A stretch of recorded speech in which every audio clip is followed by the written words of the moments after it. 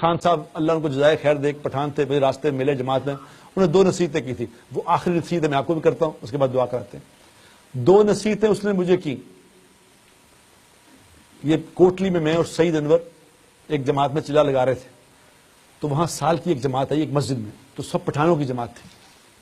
تو ایک پٹھان بڑا خوبصورت، بڑا نورانی چہرہ اس کا، تو میں ایسے لیٹا ہوا تھا، کارپیٹ ٹائپ تھا، کارپیٹ ہی کہہ سکتے ہیں اسے، ویسے صف سی تھی وہ، اس پہ لیٹا ہوا تھا. تو اس نے دیکھا کہ، اور مجھے کچھ 2-3 لڑکے نا دبا رہے تھے. تو اس پٹھان نے دیکھا، اس نے کہا بزرگ ٹائپ آدمی لگتا ہے، تو اس کو میں اٹھا کے اس نے کہا بابو جی اٹھو تمہیں 2 باتیں بتاؤں بڑی قیمتی.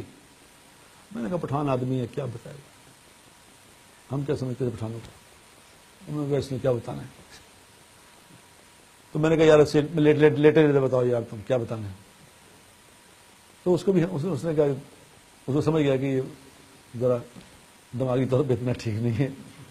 اس نے کہا کہ بابو صاحب ایک بات تو یہ ہے کہ کبھی تھوڑے سے مزے کے لیے گناہ نہ کرنا، تھوڑے سے مزے کے لیے گناہ نہ کرنا، کیونکہ مزہ ختم ہو جائے گا، گناہ باقی رہ جائے گا.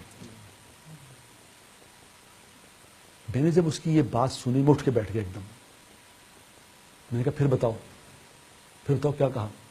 اس نے کہا میں نے کہا تھوڑے سے مزے کے لیے کبھی گناہ نہ کرنا، مزہ ختم ہو جائے گا، گناہ تمہارے ساتھ چلے گا، تمہارے ساتھ چلے گا.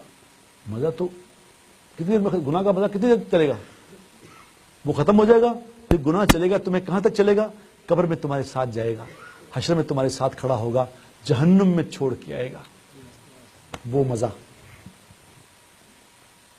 میں نے کہا دوسری بات بتاؤ. اس نے کہا بابو صاحب دوسری بات یہ ہے کہ کبھی تھوڑی سی مشقت کے خوف سے، کبھی تھوڑی سی مشقت کے خوف سے نیک عمل نہ چھوڑنا، کیونکہ مشقت ختم ہو جائے گی، عمل باقی رہ جائے گا، عمل تمہارے ساتھ چلے گا. رات کو کبھی اٹھنے کو دل نہ چاہے، نماز پہ تہجد پڑھنے کو دل نہ چاہے، تو یہ یاد کر لینا یہ مشقت ختم ہو جانی ہے، لیکن یہ عمل ساتھ چلے گا، قبر میں ساتھ کھڑا ہوگا، حشر میں ساتھ کھڑا ہوگا، جنت میں چھوڑ کے آئے گا.